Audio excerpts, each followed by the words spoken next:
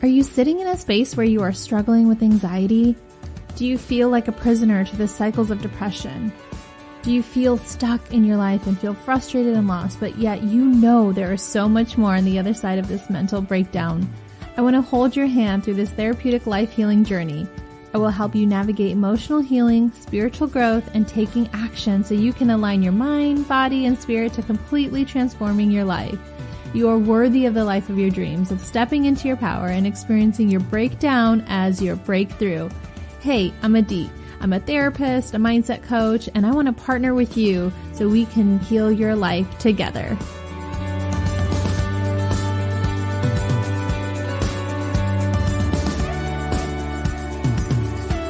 Welcome to Therapeutic Life Healing with me, Adit, your host. Can you believe it? We're on episode 80. That is so wild to me. I just want to thank you all for being here and spending time with me on these episodes that I genuinely love recording. And even on days that it's difficult, I sit and think about who's tuning in on the other side. I think about you and what you might be going through and hoping that these episodes land with you on your healing journey and your growth journey and just wherever you are in your life's journey at this point in time. And I hope that out of these 80 episodes, there's been a few that have been supportive, that have been really resonating with where you're at and supporting you along the way. And knowing that you're not alone, that there's hard days for all of us, myself included. Days I don't even want to record an episode, but I do get excited thinking about supporting someone who is struggling and helping them not feel as alone in it. And so if these episodes can be that for you, I'm so grateful that you are tuning in and here each week.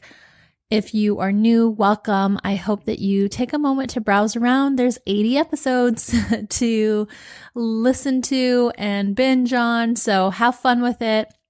I try to keep the episode short and sweet and to the point. So without further ado, today's episode is going to be the truth about finding your purpose. I'm going to ask you 3 questions that I really want you to dive deeper into that can help you unlock what your life purpose might be without wasting precious time. And I want you to think about if you spend sometimes a lot of time thinking about what your purpose is instead of living it.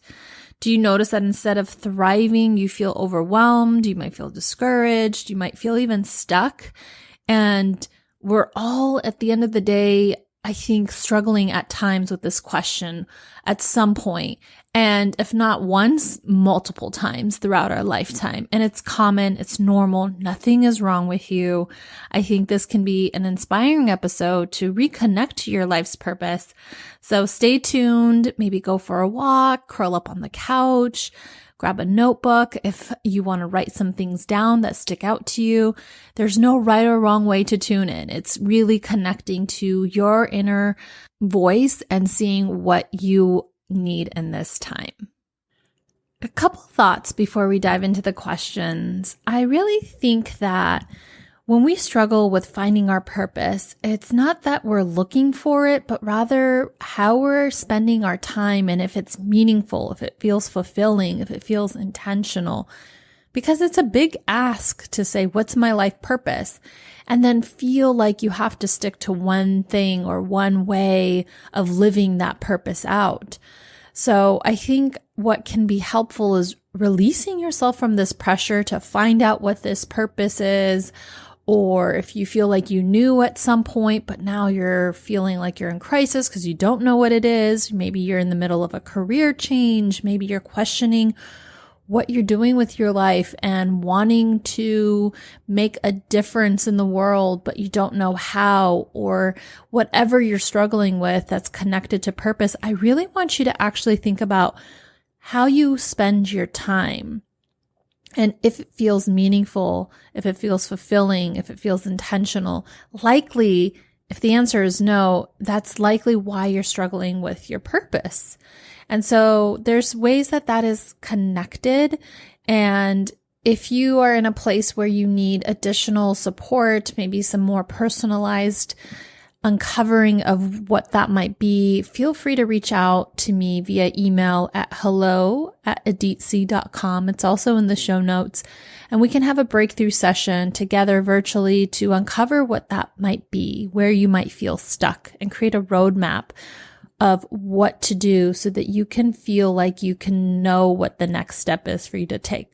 So this episode is more general, and I want you to just hold in the back of your mind that your purpose doesn't need to look one way. It doesn't need to be something that sticks for the rest of your life. That oftentimes we're asking this question quite a bit in our lifetime because we're constantly evolving. Experiences that we have shape us, and we will change, we will evolve. That means our purpose will change, and it'll mean that the way we spend our time intentionally, we'll want to have different experiences. And so it's all about taking a pause and reflecting about what is my purpose and how is it tied to this intentional living, this way of life that feels meaningful to me, because that's mostly kind of what we all struggle with, this existential, what is the purpose of my life question, right? That many of us feel stuck on.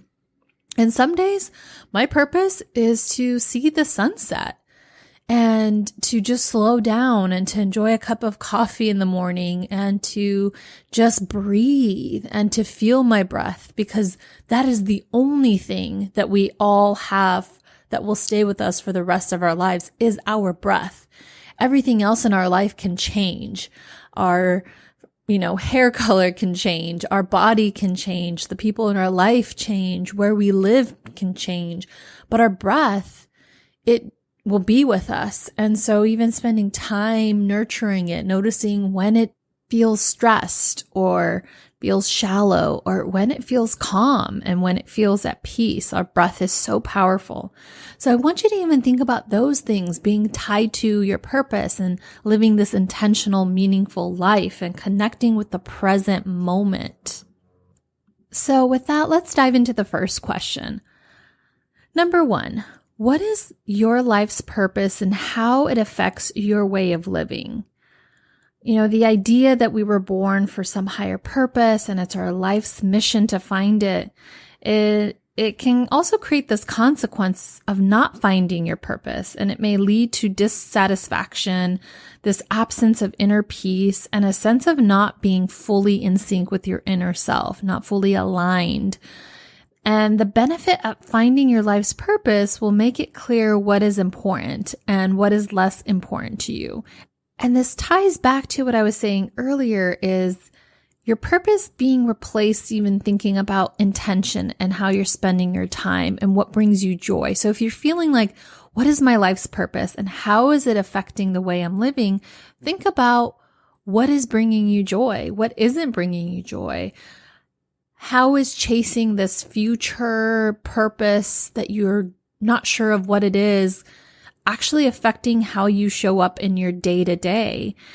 And write about that or reflect on it, journal, maybe take a walk, think about this question, because it's personal. And so take some time thinking about this question and how it affects your way of living.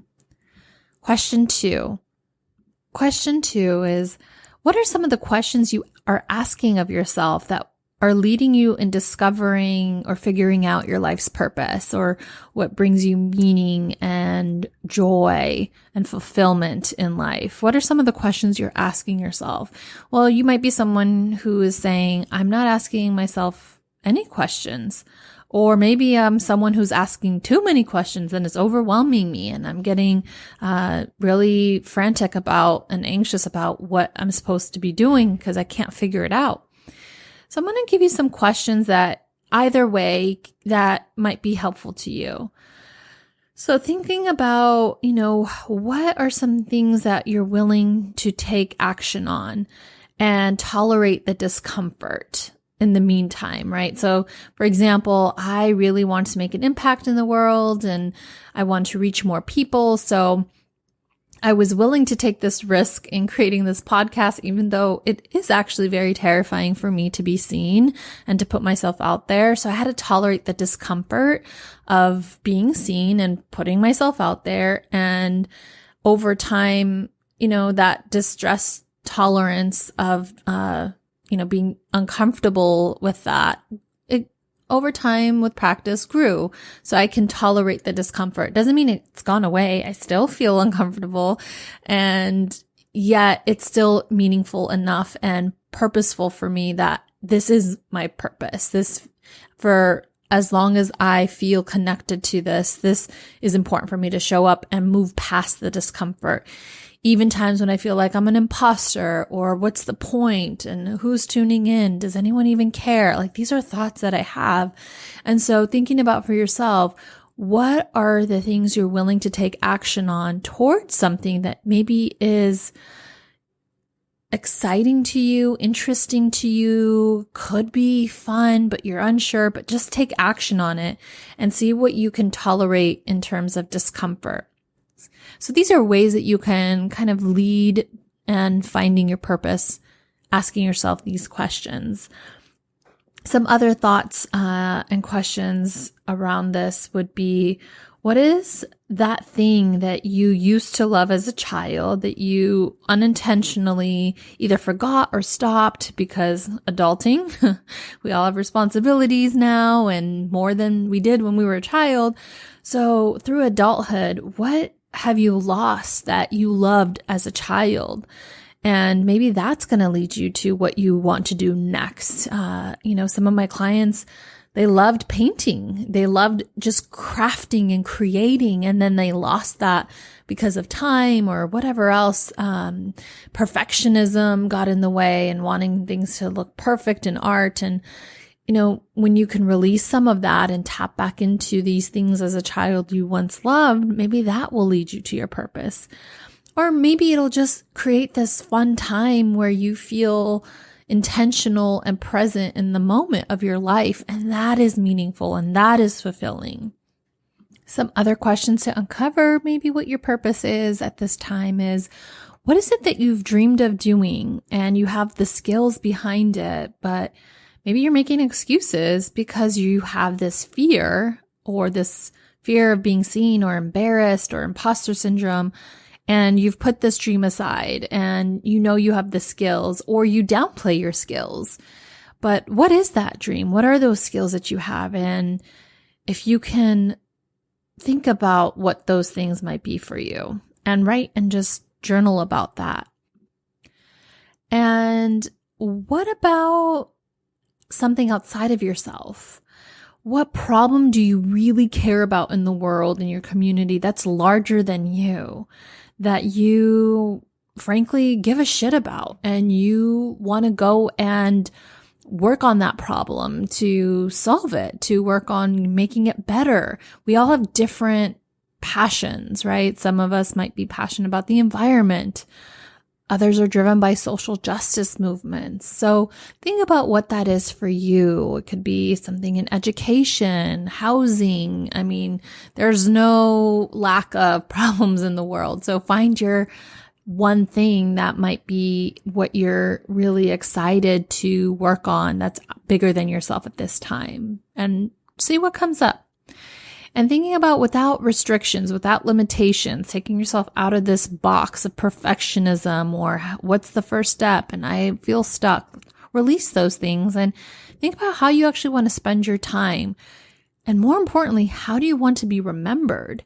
I think this is a really important question that I think about because I have had a lot of loss in my life, and I know the real reality that at any point in time, our life can come to an end in this lifetime and might be transitioning to the next. So for me, I do think about how I want to be remembered because I'm not naive to think I am going to live forever, or can live a long time. I've lost people close to me at the age of in their young 30s. I've had a cousin who passed as a young child. So it's at any age we could lose somebody.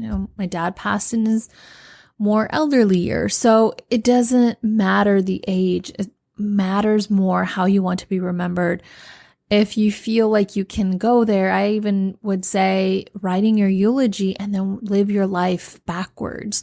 So it could be a very motivating activity because you really see how you want to be remembered. And then that might drive your purpose now moving forward. Lastly, the third question I want you to think about are the activities and actions that are going to lead you to discovering your life's purpose. So this is, again, kind of returning to this like action oriented. If you don't take action, how are you really going to know? You're just going to kind of sit and stew in these like what ifs and should I and how would I feel and these scenarios that can create more anxiety. And the way to cut through anxiety sometimes is just to take action and just do the thing and see how you feel. If you do it and push past the discomfort and then you see it's not for you, well then great. At least you now know and you don't have to waste time anymore thinking about it.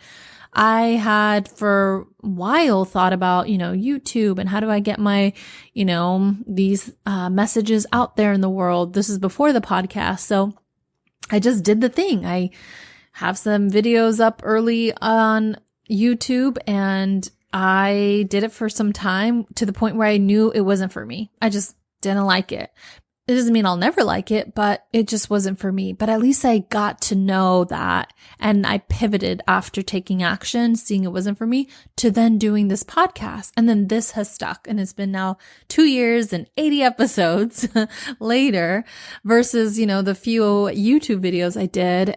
So you have to just sometimes take the action, explore the interest, listen to the feedback you're getting from the people that you care about what their feedback is.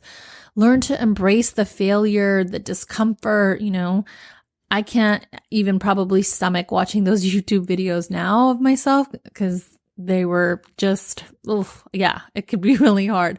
But I also embraced failure. I embraced looking personally, maybe others might not think so, but I'm embarrassed or whatever it is that our inner voice critic says to us. So just learning to embrace and do it anyway, learning to push past the fear because the thing that you have, the passion, the purpose, the meaningful, fulfilling way you want to spend your time, that is bigger than your fear. That is bigger than this lie that you're telling yourself. And action can cut through all that BS and just get to the point. And if it doesn't work, great. Now you know. Now you can stop wasting time and move on to the next thing.